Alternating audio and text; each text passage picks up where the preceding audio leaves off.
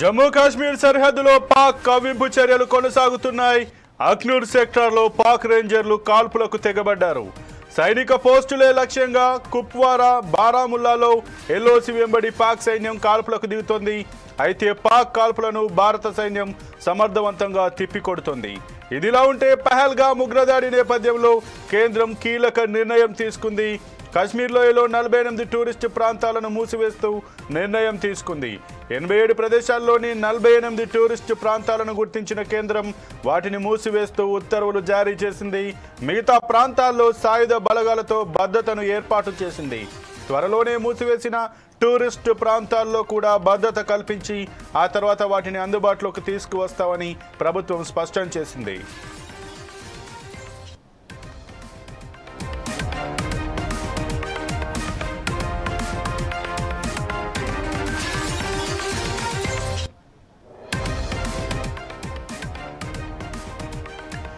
ఇక ఇదిలా ఉంటే మరోవైపు పహల్గామ్ ఉగ్రదాడి నేపథ్యంలో భారత్ను పాకిస్తానీలు విడిచిపెట్టి వెళ్లాలని ఇప్పటికే కేంద్రం హెచ్చరించింది.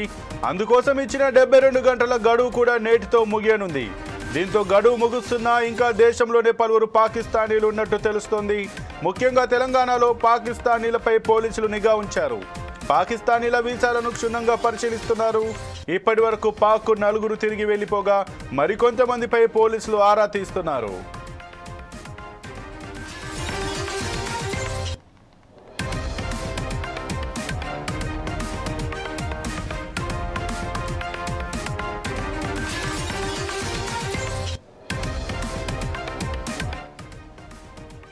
ఇక ఇదే అంశంపై మరింత సమాచారం మా ఇన్పుట్ ఎడిటర్ శ్రీనివాస్ అందిస్తారు. శ్రీనివాస్, చెప్పండి. ఏదైతే ఆ పాక్ కవ్వింపు చర్యలకు పాల్పడుతున్నట్టుగా తెలుస్తుంది, భారత సైనిక స్థావరాల లక్ష్యంగానైతే టార్గెట్ చేసుకొని కాల్పులు అయితే పాల్పడుతున్నట్టుగా తెలుస్తుంది.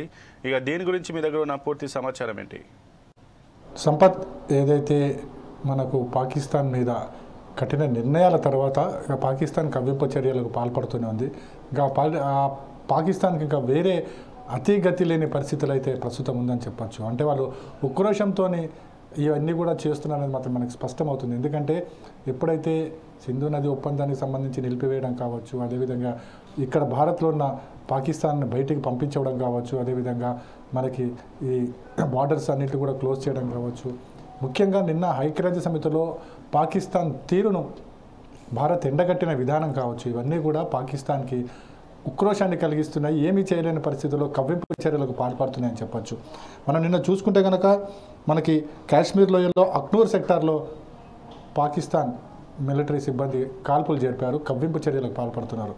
అదొక్కటే కాదు, మనకి కొన్ని ఉన్నాయి. కుప్వారా ఒకటి, బారాముల్లా సెక్టార్లలో కూడా ఏదైతే ఎల్ఓసి ఇవన్నీ ఎల్ఓసి ప్రాంతాలు అనమాట, అక్కడ కూడా పాకిస్తాన్ మిలిటరీ సిబ్బంది అంతా కూడా కవ్వింపు చర్యలు చేపడుతున్నాయి. అంటే ఇది ఒకటి కాదు, ప్రతిరోజు కూడా ఎక్కడో ఒక చోట ఏదైతే భారత్ సరిహద్దుల్లో అటు పాకిస్తాన్ సైన్యం అటు నుంచి కవ్వింపు చర్యలకు పాల్పడుతూనే ఉంది. భారత్ దాన్ని తిప్పుకొడుతునే పరిస్థితి కనిపిస్తుంది. మొత్తంగా చూసుకుంటే కనుక పాకిస్తాన్ ఇప్పుడు ఎటు వెళ్ళలేని పరిస్థితి నెలకొంది. కేవలం 1-2 దేశాలు తప్ప, చైనా, టర్కీ లాంటి దేశాలు తప్ప మిగతా ఏ దేశం కూడా సాయం అందించేందుకు ముందు రావట్లేదు. అయితే పాకిస్తాన్ మంత్రులు కావచ్చు, పాకిస్తాన్లో ఉన్న ప్రధాని కావచ్చు, వాళ్ళు మాట్లాడే స్టేట్మెంట్స్ ఏవైతే ఉన్నాయో అవి మరింత రెచ్చగొట్టేవిగా ఉన్నాయి. అంతేకాదు వాళ్ళు ఏ విధంగా భయానికి లోనవుతున్నారో కూడా మనకి తెలియజేస్తుంది. నిన్న పాకిస్తాన్ సంబంధించిన మంత్రి మాట్లాడుతూ మా దగ్గర 130 పైగా అణుబాంబులు ఉన్నాయి, అవి వెయిట్ చేస్తున్నాయి భారత్ కోసం అని చెప్పేసి ఏదైతే వ్యాఖ్య చేయడం జరిగిందో దాని మీద భారత ప్రభుత్వం కూడా చాలా సీరియస్గానే స్పందించింది. మొత్తానికి చూసుకుంటే కనుక పాకిస్తాన్ అయితే తీవ్ర స్థాయిలో ఇబ్బందుల్లో ఉంది. 1 కాదు 2 కాదు, ముఖ్యంగా ఆ దేశం నుంచి, ఆ దేశ ప్రజల నుంచే పాకిస్తాన్ మీద వ్యతిరేకత వ్యక్తమవుతున్న పరిస్థితి కనిపిస్తుంది. అక్కడ ప్రజలు నీళ్లు లేక ఇబ్బందులు పడుతున్నారు. పాకిస్తాన్ ప్రభుత్వాన్ని నిలదీస్తున్న పరిస్థితి కనిపిస్తుంది. అంతేకాదు యుద్ధం చేయాల్సిన సైనిక అధికారులు రిజైన్ చేసి వెళ్ళిపోయారు, సైనికులు రిజైన్ చేసి వెళ్ళిపోయారు. ఈ యుద్ధం తాము చెయ్యలేము భారత్తో అని చెప్పేసి కూడా వాళ్ళు స్పష్టంగా చెప్పి వెళ్ళిపోయిన దాఖలాలు కూడా కనిపిస్తున్నాయి. ఇక కేవలం పాకిస్తాన్కు ఉన్నది ఏదైతే పక్కనున్న చైనా కావచ్చు, టర్కీ లాంటి దేశాలు ఏవో కొద్దిగా ఆయుధ సహాయం చేస్తున్నాయి తప్ప అది కూడా ఎందుకు పెద్దగా పనికిరావనే చెప్పచ్చు. భారత్తో పోల్చుకుంటే భారత్కి ఎవరైతే సహాయం అందించేందుకు చాలా దేశాలు, అమెరికాతో సహా చాలా దేశాలు ముందుకు వస్తున్నాయి సహాయం అందించేందుకు. ఇప్పటివరకు కూడా భారత్ వాళ్ళ నుంచి ఏ విధమైన సహాయం కోరలేదు. పాకిస్తాన్తో యుద్ధం అంటే మాత్రం ఖచ్చితంగా తేల్చుకునే వెళ్తామనే రీతిలో భారత్ ఉంది. మొత్తానికి ఏదైతే భారత్ పాక్ సరిహద్దుల్లో అయితే యుద్ధ మేఘాలు కమ్ముకున్నాయి, మరోవైపు చూసుకుంటే కనుక దేశంలో ఏదైతే ప్రతీకార రేచతో అన్ని ప్రజలందరూ కూడా రగిలిపోతున్న పరిస్థితి ఉంది. అయితే శ్రీనివాస్, ఈ నేపథ్యంలోనే కాశ్మీర్లోకి సంబంధించి 48 టూరిస్ట్ స్పాట్లను కూడా ప్రభుత్వం అయితే తాత్కాలికంగా మూసివేసినట్టుగా, అక్కడ భద్రతను పెంచినట్టుగానైతే తెలుస్తుంది. దీని గురించి మీ దగ్గర ఉన్న సమాచారం ఏంటి?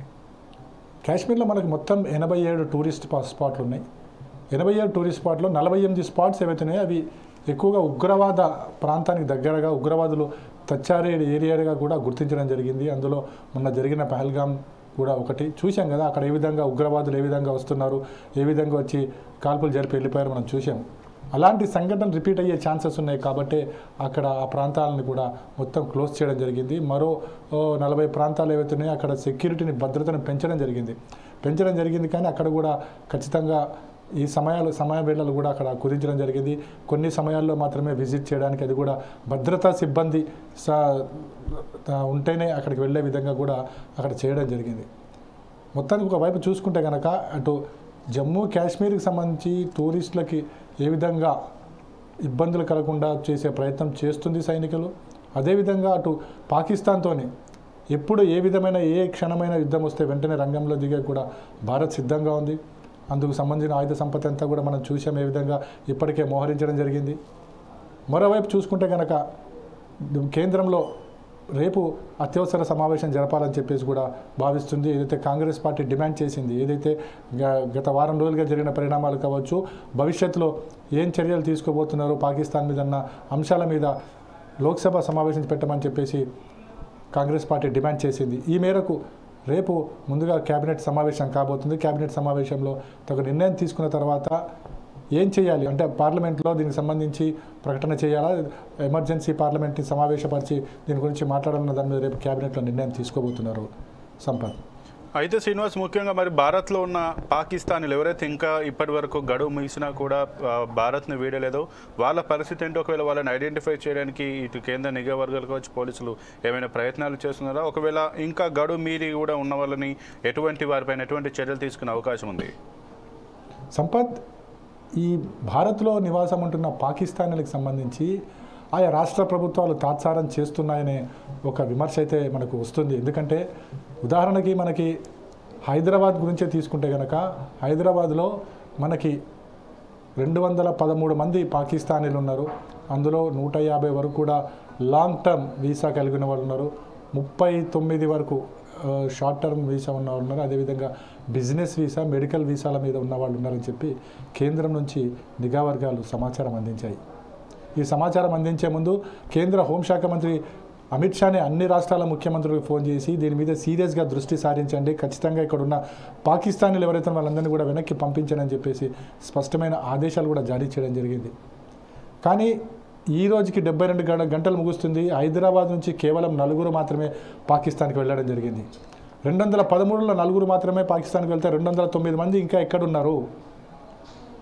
అందులో తాత్కాలిక వీసాలు ఎవరైతే లాంగ్ టర్మ్ వీసాలు, షార్ట్ టర్మ్ వీసాలు, మెడికల్ వీసాల మీద ఉన్న, బిజినెస్ మీద ఉన్న వాళ్ళ వివరాలు ఏంటి అనే దాని మీద ఇప్పటికీ కూడా పోలీసులు విచారిస్తూనే ఉన్నారు తప్ప ఒక స్పష్టంగా ఇంతమందిని గుర్తించాము, ఇంతమందిని పంపించామని ఎక్కడ కూడా వాళ్ళు చెప్పలేని పరిస్థితి నెలకొంది. అంటే ఇక్కడ ప్రభుత్వం తాత్సారం వహిస్తుందా అనే ఒక అనుమానం కూడా కలుగుతుంది. ప్రధానంగా చూసుకుంటే కనుక మనకి కాంగ్రెస్ పాలిత రాష్ట్రాల్లోనే ఈ విధంగా జరుగుతుందని ఒక ఆరోపణలు కూడా వస్తున్నాయి. కేరళలో కూడా ఇదే విధంగా ఉంది, వెస్ట్ బెంగాల్లో కూడా ఇదే తరహాలో చేస్తున్నారని చెప్పి ఆరోపణలు కూడా వస్తున్నాయి. అంటే వెంటనే వీళ్ళని పంపించకపోతే భవిష్యత్తులో వీళ్ళే దేశానికి ప్రమాదం ఏర్పడే అవకాశం ఉంది. ఇందులో స్లీపర్ సెల్స్ ఎవరో మనకు తెలియదు, అందులో అదేవిధంగా వీరి ఎవరికి మద్దతు ఇస్తున్నారో తెలియదు. అందులో ముఖ్యంగా పోలీసులు ఇంకా సమాచారం సేకరిస్తున్నారు అంటే వాళ్ళు ఎక్కడున్నారో కూడా ఇంకా గుర్తించలేని పరిస్థితి రాష్ట్ర పోలీసులకు ఉంది. ఒక వీసా మీద వచ్చినప్పుడు ఆ వీసా టర్మ్ లాంగ్ టర్మా, షార్ట్ టర్మా, వాళ్ళ మీద నిఘా పెట్టాల్సిన బాధ్యత స్థానిక పోలీసులకు ఉంటుంది. వాళ్ళ కదలికల మీద దృష్టి సారించాల్సిన బాధ్యత స్థానిక పోలీసుల మీద ఉంటుంది. కానీ ఇప్పటివరకు ఎంతమందికి నోటీసులు ఇచ్చారో తెలియదు, ఎంతమంది సమాచారం పోలీసుల దగ్గర ఉందో తెలియదు. ఎంతమందిని ఇక్కడ నుంచి బయటికి పంపించారో కూడా తెలియదు. కేవలం పోలీసులు అందించిన సమాచారం ప్రకారం, ఇప్పటివరకు ఉన్న మన సమాచారం ప్రకారం 4 మాత్రమే పాకిస్తాన్కి పంపించడం జరిగింది. మిగతా 209 మంది పరిస్థితి ఏంటి? వాళ్ళు ఎక్కడున్నారు, ఏం చేస్తున్నారు? అందులో లాంగ్ టర్మ్ వీసా ఉన్న వాళ్ళు ఎవరు? లాంగ్ టర్మ్ వీసా ఉన్న వాళ్ళ కార్యకలాపాలు ఏంటి? వాళ్ళ కదలికలు ఏంటి? షార్ట్ టర్మ్ ఉన్న వాళ్ళ కదలికలు ఏంటి? అదేవిధంగా బిజినెస్ వీసా మీద ఉన్న వాళ్ళు ఏ తరహా వ్యాపారాలు చేస్తున్నారు? అందులో వీళ్ళకి ఉగ్రవాదులకు ఏమైనా సంబంధాలు ఉన్నాయా లేవా అని నిఘా పెట్టాల్సిన బాధ్యత స్థానిక పోలీసుల మీద ఉంటుంది. కానీ ఇప్పటికీ కూడా వాళ్ళు ఇంకా సమాచారం సేకరిస్తున్న పనిలో ఉన్నామంటే చాలా దురదృష్టకరంగా మనం భావించాల్సి ఉంటుంది. ఎందుకంటే ఇలాంటివి తాత్సారం చేయడానికి ఎట్టి పరిస్థితుల్లో కూడా వీల్లేదు. Okay right. Thank you Srinivas.